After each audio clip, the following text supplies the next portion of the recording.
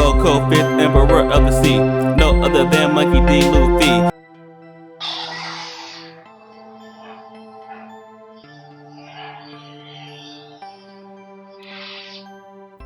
What's the deal? It's your boy Stacks, the One Piece Jedi, coming at you right now to talk about this chapter. It's a great chapter. The chapter number is 954. It's called Like Giving Wings to a Dragon.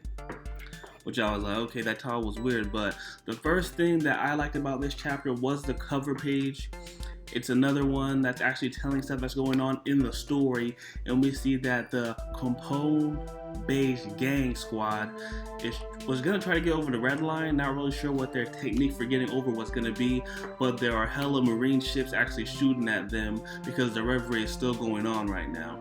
So they don't have a way of getting on top of the red line. So I'm not sure where they're gonna go now, or if they're gonna just cross somewhere else or whatnot. But it's very interesting to see what's going on there.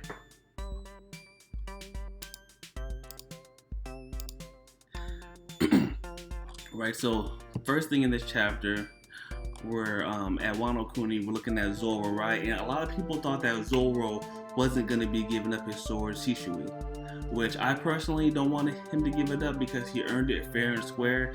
Even if the other people don't believe him that live there, he still got it fair and square because he did beat Ryuma. Now, if Ryuma actually had a better shadow, like if Ryuma had Zoro's shadow, he might have been way more formidable, but at the time, he had what he had, and he was decent, you know what I'm saying, but he wasn't ready for Zoro.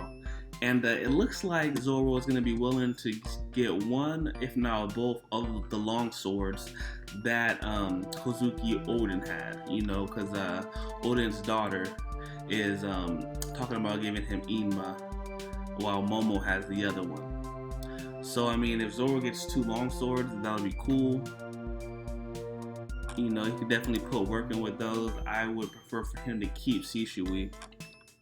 But you know, it is what it is. I mean, Zoro definitely had a different reaction than what I thought he was going to have. But he was like, you know, whatever. Just let me go to Ryuma's grave afterwards so that I can see what's going on, right? Now, this next chapter, or not chapter, next page got me hyped, right? Because normally when I read a chapter, it's bedtime, you know, 'cause I got to work. You know, I'm doing grown-up stuff. I got to get up early, work. Got to be up at work at 6. So I was in the bed with my fiance. I read the chapter, you know, she's doing her thing. And I flipped out during this part. I like hopped up and she was trying to figure out what was wrong. And I showed her, but she had no idea what was going on. But you got my boy Law, who was my favorite character before the time skip, but after time skip with his new design, you know, he definitely dropped down on the list, especially when he became a Shichibaikai. I would have preferred for him to stay by himself, so he fell down the list a lot for me personally. But it was dope to see him in the way that he had Hawkins chopped up and against the wall. This part was dope. I was like, all right, it's getting real now. Now, I personally think that depending on the situation and the luck of the draw, that Hawkins could be almost any other supernova, just the way that his powers are set up, you know, because if he has prep time, he can get, you know, hell of voodoo dolls or whatever, the straw dolls, especially of people's comrades like he did with Law before. So if he has prep time and he could plan, he could be almost any supernova, plus the way his cards give him extra power, and he has that giant straw thing. So I mean, I put Hawkins is really high on the list, but at the end of the day, people like, you know, Luffy will always be able to overcome him. But it was pretty cool to see how Law had him hemmed up against the wall. Hawkins didn't even know what was going on. He's just spilling the beans. You see they're both bloodied up, so once I saw how the fight happened, because I don't think Hawkins would do as good in a closed area. He needs more space to do his thing, but for whatever reason, Law has him hemmed up right here, and he starts spilling the beans about, you know, what happened with the Alliance. And it actually turns out that my boy Apu was actually already with Kaido, which I think is dope, right? Because pre-time skip, or during the time skip, that 2 years, we saw the only person that actually went to Kaido's territory was Drake. But it turns out that sometime, probably after Drake, Apu got involved with Kaido, if not already before time skip. I'm not really sure when it happened, but you know, so I think, you know, Drake and Apu should be ranked, you know, pretty high, definitely a lot higher, you know, than Hawkins, because they actually volunteered to get there beforehand. And it actually says that, so it was pretty much a setup, right? So Killer and Kid fought Kaido to their heart's content, and it ended up, getting defeated. And then they pretty much got brought back to Wano in prison, and we know what went on from there with the small food and everything. So it was really cool to find all that out, and to find out that Apu traded on them. Apu's actually being a pirate, like Blackbeard. He's one of the few pirates that's actually being a pirate. It's like pirates always betray each other and do grimy stuff like that. So to me, that's dope to actually see a character doing this. And I myself always personally liked Apu and Arouge because they were underdogs. Everybody hated on them, so I always liked them, especially Arouge, because his power is to get stronger when he gets hit. So people like Luffy and Kid have a disadvantage versus Arouge because the stronger they hit him, the stronger he gets. So I always liked Arouge and Apu. He just check it out, and all of that. All the music with his teeth and shit. I thought all that music stuff was dope. So I'm really happy to see good stuff going for them. People like Kid, but Kid's trash. There's no reason to like Kid. He's done nothing but stupid shit, except for he's not Luffy, so it didn't work out for him. And then next we see, Luffy is back in Udon. I'm really over Udon right now, but he's practicing force fight with Kaido. I'm not sure how much stronger he's gonna get, with this training. Maybe he can do a little bit, but I just don't see any way that if it was just the whole everybody in the Lions versus Kaido, they would still all win because Kaido could one-shot everybody on their team. So it's like, even if it was no calamities, no nothing, everybody versus Kaido, they would still lose because Kaido was just nice like that. So I don't understand what's going on, but, we got Frankie over here talking about super, what I'm saying? And he's, going to be working on the ships and all that. You got the old lords of the countries in Udon over there and everything.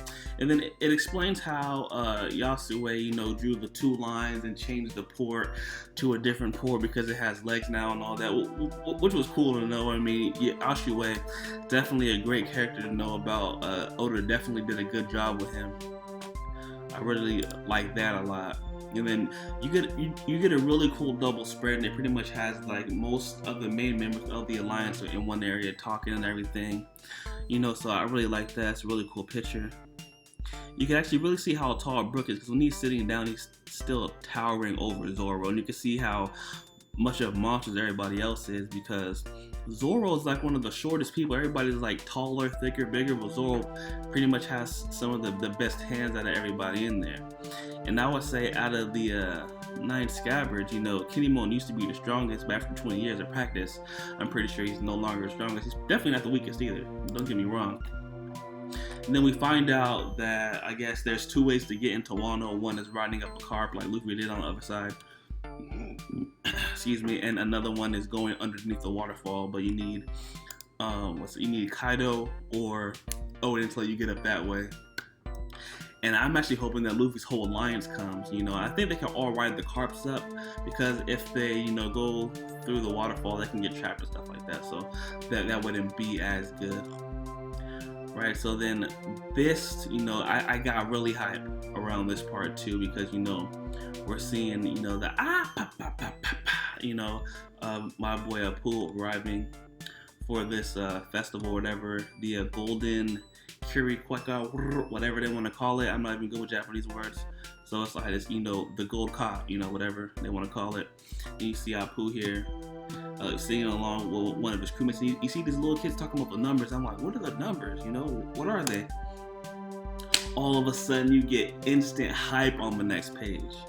I almost couldn't survive the hype levels because you see the numbers. They're these giant ass creatures. Like you can see the kids, right? And the numbers are that's towering over them. Some of them got weapons. They got horns, teeth, and everything. So this has to be some kind of monster race or something. I don't know if it has to do anything to do with the race that Kaido's from or Oars is from. But we've never really seen like full-on monsters unless there's some kind of awakened Zoans or some kind of awakened small users. I don't know, but I'm looking forward to finding out more about the numbers because you got King, Queen, Jack. But then you have cards 10 through 1, right? So there could be anywhere in between 10 to 30 numbers or 10 to 40 numbers because there's 4 suits and cards. So I'm probably only 10 though because there's only 1 king, 1 queen, 1 jack.